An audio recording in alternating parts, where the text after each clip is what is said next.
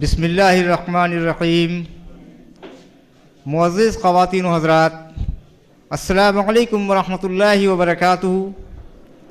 میں محمد سلمان، آپ کا میزبان، Islamic educational and research organization IERO کی جانب سے منعقدہ 5 روزہ اسلامی کانفرنس کے دوسرے دن کے دوسرے سیشن میں آپ سب کا تہہ دل سے استقبال کرتا ہوں۔ حضرات، یہ 5 روزہ اسلامی کانفرنس مختلف موضوعات پر منعقد کی گئی ہے۔ آج ہم جس موضوع پر گفتگو کرنے جا رہے ہیں وہ ہے متحدہ سیاسی جدوجہد، کب اور کیسے۔ اس موضوع پر اظہار خیال کرنے کے لیے جامعۃ الفلاح بلریا گنج کے ڈائریکٹر حضرت مولانا طاہر مدنی صاحب تشریف لا چکے ہیں، اور ہمارے آج کے دوسرے مقرر معروف سیاسی ایکٹیوسٹ اور اسلامی اسکالر ڈاکٹر انیس احمد صاحب لکھنؤ سے بھی تشریف لا چکے ہیں۔ انشاءاللہ ان دونوں حضرات کے خیالات آپ سماعت فرمائیں گے۔ کل اس کانفرنس میں حضرت مولانا رابع حسنی ندوی صاحب کو تشریف لانا تھا، لیکن کچھ وجوہات کی بنا پر وہ تشریف نہ لا سکے، اس لیے حضرت مولانا رابع حسنی ندوی صاحب بھی تشریف لا چکے ہیں۔ وہ آج ابھی تھوڑی دیر کے بعد آپ کے سامنے جلوہ افروز ہوں گے۔ اب میں اس جلسے کا باقاعدہ آغاز کرنے جا رہا ہوں۔ جلسے کے باقاعدہ آغاز کے لیے میں دعوت دے رہا ہوں قاری محفوظ الحق صاحب کو۔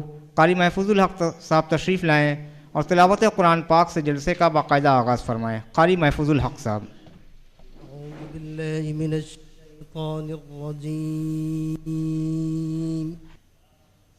بسم اللہ الرحمن الرحیم۔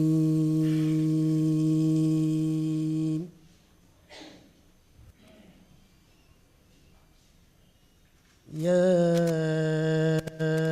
ایھا المدثر قم فانذر وربک فکبر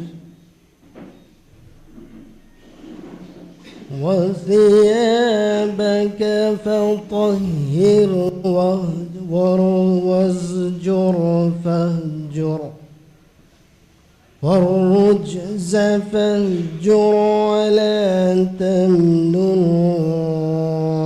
تستكثر ولربك فاصبر فإذا نقر في الناقور فذلك يومئذ يوم عسير فذلك يومئذ يوم عسير على الكافرين غير يسير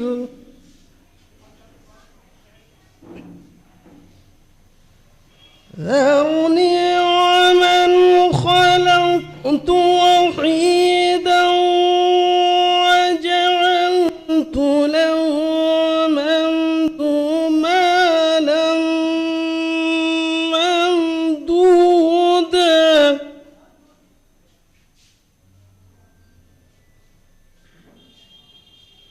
وجعلت له مالا ممدودا وبنين شهودا ومهدت له تمهيدا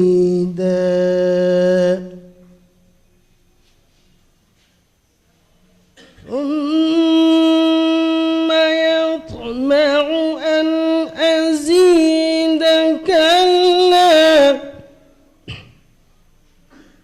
ثم يطمع أن أزيد كلا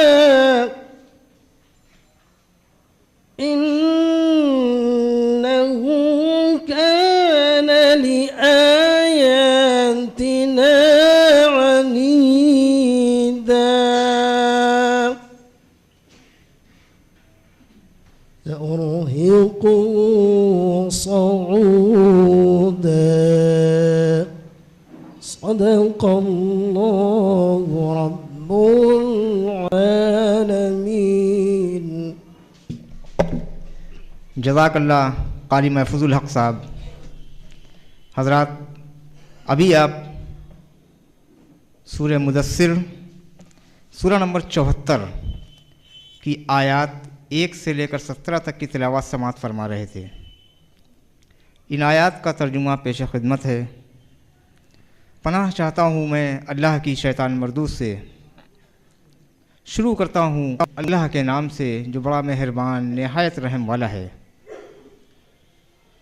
اے اوڑھ لپیٹ کر لیٹنے والے، اٹھو اور خبردار کرو اور اپنے رب کی بڑائی کا اعلان کرو اور اپنے کپڑے پاک رکھو اور گندگی سے دور رہو اور احسان نہ کرو زیادہ حاصل کرنے کے لیے اور اپنے رب کی خاطر صبر کرو. اچھا، جب سور میں پھونک مار دی جائے گی وہ دن بڑا ہی سخت دن ہوگا، کافروں کے لیے ہلکا نہ ہوگا. چھوڑ دو مجھے اور اس شخص کو جسے میں نے اکیلا پیدا کیا، بہت سا مال اس کو دیا، اس کے ساتھ حاضر رہنے والے بیٹے دیے اور اس کے لیے ریاست کی راہ ہموار کی. پھر وہ طمع رکھتا ہے کہ میں اس سے اور زیادہ دوں. ہرگز نہیں، وہ ہماری آیات سے عناد رکھتا ہے تو میں اسے عنقریب ایک کٹھن چڑھائی چڑھاؤں گا. حضرات، یہ سورہ مدثر کی آیات 1 سے 17 کا ترجمہ آپ کی خدمت میں پیش کیا میں نے. اب ہم چلتے ہیں اس جلسے کی طرف، آج کے اس موضوع کی طرف. آج کی گفتگو کا موضوع جیسا کہ میں نے عرض کیا ہے، متحدہ سیاسی جدوجہد کب اور کیسے. اکثر ہم سے یہ سوال کیا جاتا ہے کہ بھائی آپ ایک دینی آرگنائزیشن چلا رہے ہیں تو آپ سیاست کی بات کیوں کرتے ہیں. دراصل جو لوگ ایسا سوال کرتے ہیں انہیں دین کی پوری فہم نہیں، پورا ادراک نہیں دین کا. ہمارا دین دین ہے، مذہب نہیں. دین کے معنی زندگی کے ہر گوشے کا احاطہ کرنے والا نظام. مذہب پوجا پدھتی ہوتی ہے، عبادت کے طور طریقے بتانے والا مذہب. لیکن ہمارا مذہب مذہب نہیں بلکہ دین ہے، زندگی کے تمام گوشوں کا احاطہ کرتا ہے. ظاہر ہے سیاست بھی اس میں ایک اہم موضوع ہے. اللہ کے رسول صلی اللہ علیہ وسلم نے مسجد نبوی میں بیٹھ کر بڑے بڑے بادشاہوں کو خطوط لکھے، سفارت کے فرائض انجام دیے. سیاست سے ہماری مراد اللہ کے رسول صلی اللہ علیہ وسلم کی قائم کردہ وہ پاکیزہ سیاست ہے، نہ کہ آج کی گندی پھوہڑ اور بدمذاق سیاست.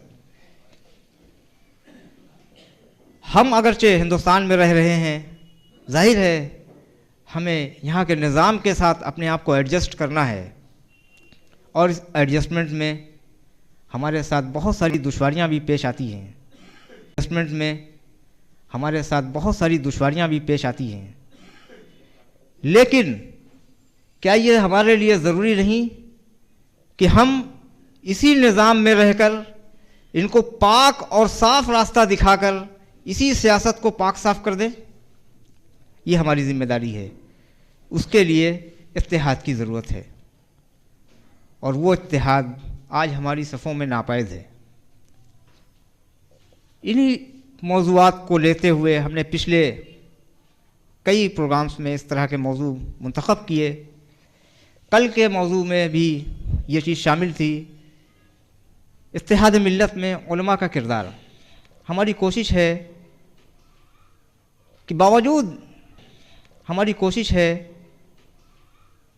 کہ باوجود فقہی اختلافات کے ہم کم از کم اپنے ان معاملات میں، ان حالات میں، ان ضروریات میں ایک متحدہ پلیٹ فارم پر جمع ہو جائیں جس میں کوئی اختلاف نہیں۔ پولیس کا ڈنڈا کھانے میں کوئی اختلاف نہیں۔ پولیس جب دیکھتی ہے، ڈنڈا مارتی ہے، تو یہ نہیں دیکھتی کہ کون شیعہ ہے، کون سنی ہے، کون دیوبندی ہے، کون بریلوی ہے، کون اہل حدیث ہے، کون سید ہے، کون شیخ ہے، کون انصاری ہے، کون قریشی ہے۔ وہ صرف ایک مسلمان سمجھ کر ایک ڈنڈے سے ہانکتی ہے ہمیں۔ پولیس کی گولی جب چلتی ہے تو وہ یہ نہیں دیکھتی کہ کون مر رہا ہے۔ کم از کم ہم اس سے بچنے کے لیے تو متحد ہو جائیں، ان چیزوں پر تو ایک رائے ہو جائے ہماری۔ اسی وجہ سے ہم نے مختلف مکتبہ فکر، مختلف نظریات سے تعلق رکھنے والے مقررین کو دعوت دی تاکہ عوام تک وہ باتیں پہنچ سکیں کہ آخر ہم ایک متحدہ پلیٹ فارم پر کیسے پہنچ سکتے ہیں۔ تو اب میں آپ کا زیادہ وقت نہ لیتے ہوئے دعوت دینا چاہوں گا ڈائس پر آج کے مقررین کو۔ میں درخواست کرتا ہوں محترم ڈاکٹر انیس احمد صاحب سے، ڈاکٹر انیس احمد صاحب عذرائے کرم ڈائس پر تشریف لے آئیں۔ ڈاکٹر انیس احمد صاحب تشریف رکھیں۔ اب میں درخواست کرتا ہوں بڑے ادب و احترام سے جامعۃ الفلاح کے ڈائریکٹر اور راشٹری علماء کونسل کے جنرل سیکریٹری حضرت مولانا سید محمد طاہر مدنی صاحب سے کہ عذرائے کرم ڈائس پر تشریف لے آئے۔ مولانا محمد طاہر مدنی صاحب۔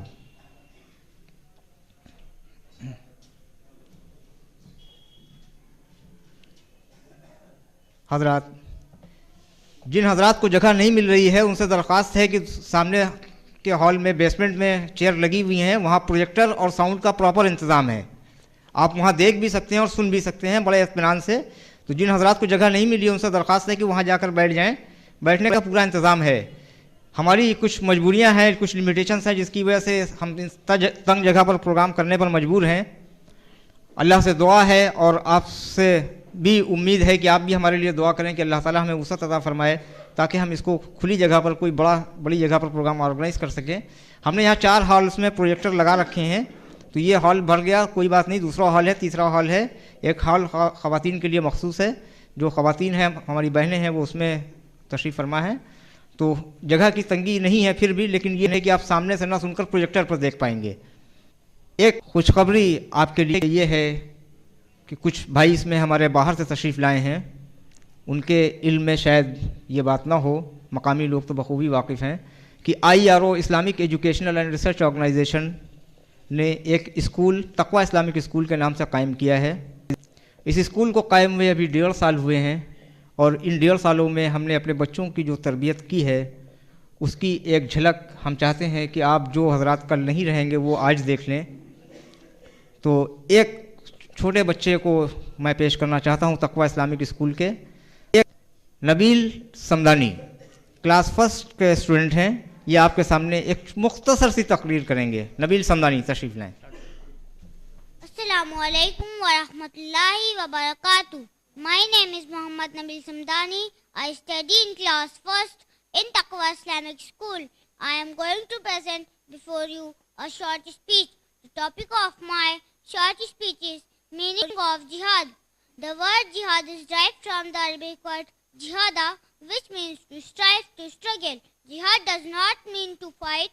Islam has a concept of jihad for nafs, struggling with ourselves against evil. Concept of jihad for nafs, struggling with ourselves against evil desire, and jihad for shaitan, struggling with the Satan, with which apparently would a Muslim fight both of them. However, sometimes for the establishment of truth and right power, weapons are bound to be used. In Islamic terminology, it is called qital fi sabilillah. But most of the time, we strive with our tongue, that is called jihad bil lisan, with our wealth, which is called jihad bil mal. If we do jihad, it would be for our own benefit, as Allah subhanahu wa ta'ala says in the Holy Quran, in Surah Ankabut, chapter number 29, verse number 6, that وَمَنْ جَاهَدَ فَإِنَّمَا يُجَاهِدُ لِنَفْسِهِ means, and if any strive they do for their own souls. Striving and fighting against devil is also recommended in many other religions also. I would like to end my talk with a verse of Holy Quran, Surah Hajj, chapter number 22, verse number 78. وَجَاهِدُوا فِي اللَّهِ حَقَّ جِهَادِ means, and strive in his cause as you ought to strive. جزاکمullahu خیرا. حضرات، یہ ہماری 1.5 سالہ تربیت ہے جو ہم نے بچوں کو فراہم کی ہے. ہماری کوشش ہے کہ ہمارے بچے اعلیٰ معیاری عصری تعلیم حاصل کریں، لیکن وہ تعلیم اسلامی ماحول اور اسلامک پرسپیکٹو میں ہو. بچوں کو قدم قدم پر اسلامی آداب اور تہذیب کے لیے ٹوکا جاتا ہے، انہیں یاد دلایا جاتا ہے کہ آپ مسلم ہیں، آپ کو کس طرح اپنی زندگی گزارنی ہے. یہ ایک چھوٹی سی جھلک آپ کے سامنے پیش کی. انشاءاللہ آگے چل کر ہمارے سامنے پیش کی. انشاءاللہ آگے چل کر ہمارے یہ بچے داعی ہوں گے، داعی اسلام ہوں گے، جو لوگوں کو اللہ کے پیغام کی طرف بلائیں گے، اور اسی مقصد کے تحت یہ اسکول قائم کیا گیا ہے. تو میں واپس پروگرام کی طرف آ رہا ہوں. میں مدعو کر رہا ہوں ڈاکٹر انیس احمد صاحب کو. ڈاکٹر انیس احمد صاحب ایک لمبے عرصے سے تحریکات اسلامی سے وابستہ رہے. آپ نے کئی اسلامی تحریکات کے ساتھ مل کر کام کیا، اور ان دنوں ملی سیاسی بیداری مہم کے نام سے ایک تنظیم لکھنؤ میں چلا رہے ہیں. میں دعوت دے رہا ہوں ڈاکٹر انیس احمد صاحب کو. ڈاکٹر انیس احمد صاحب تشریف لائیں اور اپنے خیالات کا اظہار فرمائیں. الحمدللہ وکفا وسلام علی عبادہ الذین اصطفیٰ. جناب صدر، علماء کرام، دانشور حضرات اور ساتھیوں، متحدہ سیاسی جد و جہد کب اور کیسے، یہ آج ہماری گفتگو کا غور و فکر کا موضوع ہے. سب سے پہلے میں اس جلسے کے منتظمین کو مبارکباد دینا چاہتا ہوں کہ ایک عظیم مقصد کے تحت یہ انجمن سجائی، اور ایک اہم موضوع کے تحت ہم سب کو غور و فکر کرنے کے لیے موقع دیا. اللہ سبحانہ و تعالیٰ سے دعا ہے کہ منتظمین کی کوششوں کو راہ راست پر رکھے اور کامیابی سے ہمکنار کرے.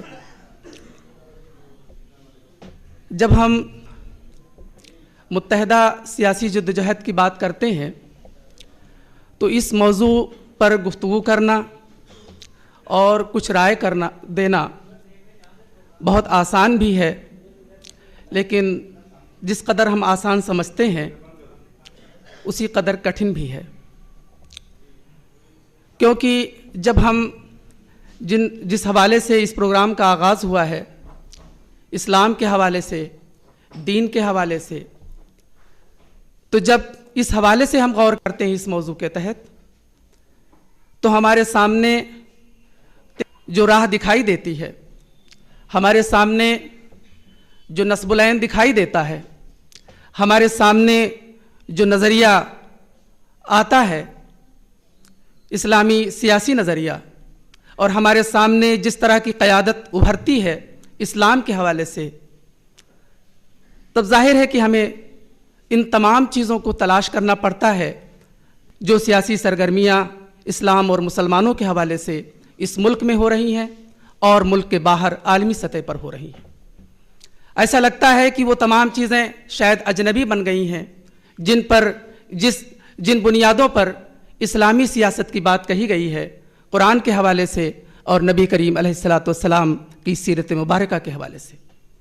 جب ہم ہندوستان کا جائزہ لیں گے، متحدہ سیاسی جدوجہد کب اور کیسے کی جب ہم بات کریں گے، تو ہم آپ سے اس بات کی گزارش بھی کرنا چاہتے ہیں کہ ماضی میں اس عنوان کے تحت جو کچھ عملی طور پر ہوتا رہا ہے اس پر بھی غور کر لیا جائے کیا کامیابیاں ملی ہیں ان پر بھی غور کر لیا جائے.